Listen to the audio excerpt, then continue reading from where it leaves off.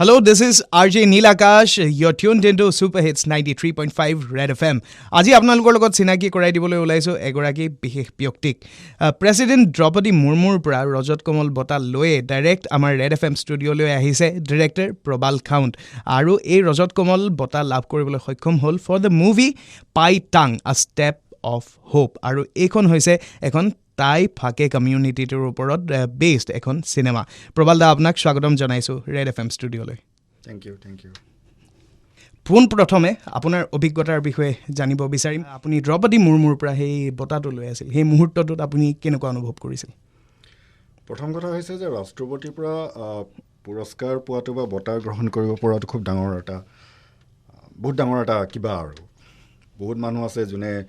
কাম কৰি নোহোৱা হৈ যায় অথচ সেইটো পাবলৈ সক্ষম নহয়গৈ তো যেতিয়া প্ৰথম ৰিজাল্ট দিছে তেতিয়া মই আছোঁ মাজুলীত এখন ডকুমেণ্টাৰী শ্বুটিঙত আউনীতি সত্ৰত সেইখনৰ ফাৰ্ষ্ট ৰিজাল্ট পাইছোঁ ৰিজাল্ট পাই এক্সাইটমেণ্ট ভাল লাগিছে যে জীৱনৰ প্ৰথম ছবি এখন মোৰ ফিচাৰ ফিল্ম প্ৰথম আৰু প্ৰথমখনতে ৰজত কমল বঁটা পাবলৈ সক্ষম হৈছোঁ আৰু যিদিনাখন আমাক আগদিনাখন লৈ যায় ৰিহাৰ্চেল কৰায় তাত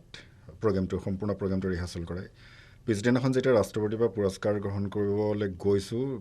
সেইটো বুজাব নোৱাৰা এটা অভিজ্ঞতা আৰু গৌৰৱবোধ কৰোঁ যে